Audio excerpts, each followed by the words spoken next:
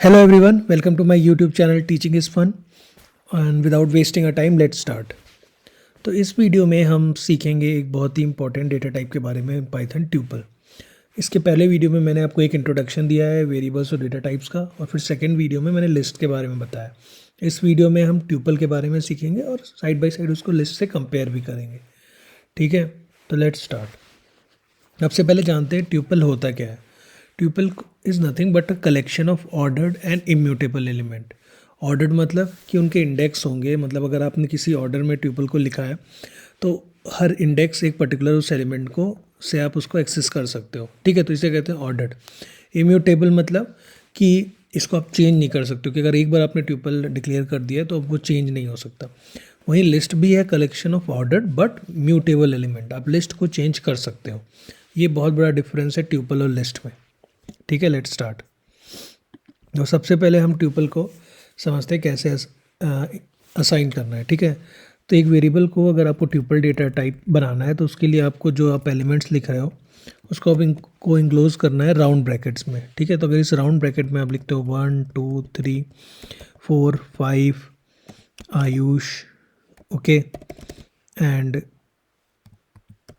6, ठीक है, तो 67 6, तो ये हो गया आपका। इस तरह से आपने ट्यूपल इनिशियलाइज़ किया। और लिस्ट को अगर आपको करना है इसी तरह तो 1 2 3 4 5, ठीक है, आयुष, और उसके बाद 6, तो ये हो गया दो। एक ट्यूपल है एक्स और लिस्ट। लिस्ट क्या था, स्क्वायर ब्रैकेट में इंक्लोज किया था, और ट्यूपल हम राउंड ब्रैकेट में कर रहे हैं। ठीक है, लेट्स रन इट।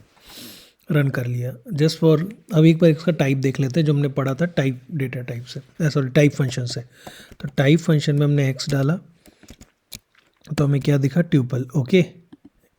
और फिर अगर हम टाइप फंक्शन में वाई डालेंगे तो हमें दिखेगा लिस्ट, ओके, वेरी गुड। चलो ये तो मतलब हमने सही कर लिया। अब अगली चीज़ समझते हैं कि म्यूटेबिलिटी। जब हमने कहा कि ट्यूपल आर इम्यूटेबल, इसका मतलब क्या है कि एक बार उनको क्रिएट कर दिया गया है तो उनके एलिमेंट्स ना कि चेंज किए जा सकते हैं ना ही मॉडिफाई। वहीं पे जो लिस्ट है वो आपका म्यूटेबल होता है, उसके आप एलिमेंट्स चेंज भी कर सकते हो और मॉडिफाई भी कर सकते हो। और ये हमने देखा भी था और हम फिर से एक बार देखेंगे कंपेयर करने के लिए। ठीक है, अब जैसे हमने x डिफाइन किया था ऊपर, मान लो हम x का फर्स्ट एलिमेंट चेंज करते हैं। ठीक है, इसमें भी इंडेक्सिंग लिस्ट की तरह 0 से ही स्टार्ट होती है। अब हमने लिखा x0 = 4। ठीक है, इस तरह से क्या होना चाहिए, 0 एलिमेंट x का 4 हो जाना चाहिए, पर आप देखोगे ऐसा होगा नहीं, एरर आएगा। ठीक है, error. Tuple object does not support item assignment. क्यों? क्योंकि ट्यूपल आपका इम्यूटेबल है। अब एक बार वो क्रिएट हो गया तो अब उसके एलिमेंट्स अब चेंज नहीं कर सकते। एक्स ट्यूपल अब ऐसा ही होगा, पर यहीं अगर आप y लिख दो, y0 = 4 और y प्रिंट करो तो आप देखो y में चेंज हो गया। पहला एलिमेंट 1 था, अब 4 हो गया। ठीक है, तो इस तरह से आपने देखा लिस्ट जो है वो म्यूटेबल है। ठीक है, अब फ़ायदा क्या होता है कि क्यों किसी ने सोचा कि यार ट्यूपल को इम्यूटेबल बनाते हैं और लिस्ट को म्यूटेबल बनाए। तो फ़ायदा क्या है ना कि सिंस ट्यूपल आर इम्यूटेबल, तो पाइथन को पहले से पता है कि भाई एक बार क्रिएट हो गया तो अब ये चेंज नहीं होगा। तो इसमें कोई भी प्रोसेसिंग करनी है, जैसे हमको इसके ऊपर लूप चलाना है या फिर हमें क्या कहते हैं इसे स्टोर करना है, तो उसमें कम मेमोरी सर्च होती है। और अगर हमें लूप चलाना है तो वो जल्दी तेज़ी से मतलब फास्टर होता है एज़ कम्पेयर टू अगर वही लूप आप लिस्ट पे चलाओगे तो ये फ़ायदा है ट्यूपल का और लिस्ट का। और ट्यूपल और कब हैंडी हो सकता है, अगर आप सोचो, जब भी कभी आपको कुछ ऐसा डिक्लेयर करना है कि जब आपको पता है कि हम इसको चेंज नहीं करेंगे और ये पूरे कोड के दौरान चेंज भी नहीं होना चाहिए, तो आप एक ट्यूपल क्रिएट कर लो और उसमें वो इन्फॉर्मेशन स्टोर कर दो। तो इससे क्या होगा, आप अगर कोई भी बीच में गलती से भी उस चीज़ को चेंज नहीं कर पाएगा। ठीक है, तो इस केस में ट्यूपल बहुत इंपॉर्टेंट है। तो अब देखते हैं जो हमने लिस्ट के केस में सीखा था। तो जैसे हमारा ये y था, ठीक है, लिस्ट, जब हम y*2 करेंगे तो हम देखेंगे लिस्ट जो है वो रिपीट होने लगेगी। ठीक है, हाँ, तो 4 2 3 4 5 y हमारी लिस्ट जो है 1 2 3 4 5 आयुष 6, तो ये 4 2 3 4 5 आयुष 6 है, तो 4 2 3 4 5 आयुष 6, फिर 4 2 3 4 5 आयुष 6। तो लिस्ट क्या होगी, अगर आप इंटू 2 किया तो 2 बार रिपीट हो गई। तो अगर आप इसको जेड में स्टोर कर दो तो आपके जेड में अब ऐसी लिस्ट आ जाएगी। ठीक है, सिमिलर ऑपरेशन आप ट्यूपल पे भी परफॉर्म कर सकते हो। तो जैसे अगर यहाँ पे आप x × 2 कर दो तो अब देखो वैसे ही ट्यूपल एक के अंदर एक रिपीट हो गया, ठीक है। तो जो ये वाला ऑपरेशन लिस्ट में भी है, ट्यूपल में भी है, ठीक है। अब एक इम्पॉर्टेंट फंक्शन है जो हमने लिस्ट में भी पढ़ा था, ट्यूपल में भी पढ़ेंगे। एक है इन फंक्शन और दूसरा है आपका नॉट इन फंक्शन, ठीक है। ये किस लिए होता है? ये चेक करने के लिए होता है कि कोई एलिमेंट प्रेजेंट है कि नहीं उसमें, ठीक है। तो जैसे मेरा ये जो x है ट्यूपल, उसमें 1 2 3 4 5 6 आयुष 6 है। तो हम देखते हैं क्या आयुष जो है वो इस ट्यूपल में प्रेजेंट है कि नहीं, ठीक है। आयुष इन x, तो हम एक्सपेक्ट कर रहे हैं कि ट्रू आना चाहिए, ठीक है। देखो ट्रू आ गया। अब एक बार 5 चेक कर लेते हैं, 5 इन x ट्रू आ गया, ठीक है। अब एक बार 7 चेक करते हैं, 7 इन x फॉल्स, ठीक है। तो इन से आप चाहे ट्यूपल में, लिस्ट में, दोनों में चेक कर सकते हो। जैसे लिस्ट जो हमारा था उसमें वो भी सेम है ना, तो हम सिंपल यहाँ पे एक बार आयुष इन y कर देते हैं, देखा ट्रू। तो ये इन ऑपरेशन लिस्ट में भी काम करता है और ट्यूपल में भी काम करता है। क्या काम होता है कि ये चेक करना कि उस लिस्ट या ट्यूपल में कोई एलिमेंट, वो पर्टिकुलर एलिमेंट प्रेजेंट है कि नहीं, ठीक है। अब दूसरा फंक्शन क्या था? Not in. Not in check करना है, तो अगर हमको देखना है क्या आयुष नॉट इन एक्स, क्या आयुष ट्यूपल में नहीं है, इसका आना चाहिए नहीं है, फॉल्स, ठीक है, फॉल्स आया, ठीक है। वहीं अगर आप 7 चेक करो, क्योंकि 7 नहीं है तो ये क्या आना चाहिए? ट्रू, ट्रू आया, ठीक है। तो ये दो फंक्शन हो गए, इन और नॉट इन। ये लिस्ट में भी काम करते हैं और ट्यूपल में भी, ठीक है। और कौन सा फंक्शन हमने लिस्ट में पढ़ा था जो यहाँ काम आएगा? एक था वो हमारा लेंथ। अगर हमें लेंथ जाननी है लिस्ट ट्यूपल की, ट्यूपल हमारा किस में था? अगर आप देखो तो एक्स में, तो ये आ गई 7। तो लेंथ अगर जाननी है, वही एलियन फंक्शन है जिससे हम लेंथ जान सकते हो किसी भी ट्यूपल की, और ये फंक्शन लिस्ट के लिए भी वैलिड था, ठीक है। अब अगला देखते हैं। अब जो एक इम्पॉर्टेंट था ये जानना, जो हम देखते थे कि जैसे लिस्ट में हमने स्लाइसिंग पढ़ी थी, इंडेक्सिंग पढ़ी थी, वो ट्यूपल में भी एग्जैक्टली सेम तरीके से वैलिड है। जैसे एक बार देख लेते हैं, ये x हो गया, ये y, सॉरी ये x है, 1 2 3 4 5 आई यूज 6, और ये आपका y है, ठीक है। अब ऊपर करने दो, हाँ। अब आपको इसमें देखना है कि काउंट, पहले हमें देखते हैं इंडेक्स और स्लाइसिंग। तो मान लो ट्यूपल भी हमें यहाँ से चलाना है 2 से लास्ट तक, तो 2 से क्या आना चाहिए? ये हो गया 0, ये 1, ये 2, तो मतलब 3 4 5 आई यूज 6 आना चाहिए, या 3 4 5 आई यूज 6।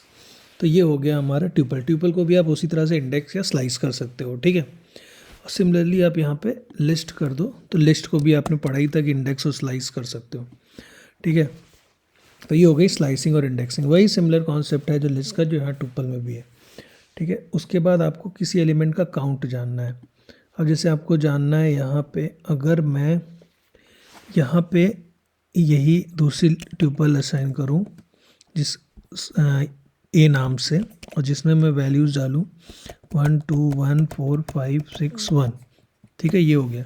अब मुझे जानना है कि 1 का काउंट कितना है इसमें, तो ए डॉट काउंट 1, ठीक है। 3, हाँ, तो 1 कितने बार है? 3 बार है, चलो सही है। 4 का देख लें, 4 कितने बार है? 1 बार है, ठीक है। तो सिमिलर हमने लिस्ट में भी पढ़ा था कि अगर हमें किसी भी एलिमेंट का लिस्ट में उसकी काउंट जाना है कितने बार वो इस लिस्ट में अकर किया है, सिंपल काउंट फंक्शन है, वही लिस्ट में भी यूज़ होता है, उसी तरीके से ट्यूपल में भी।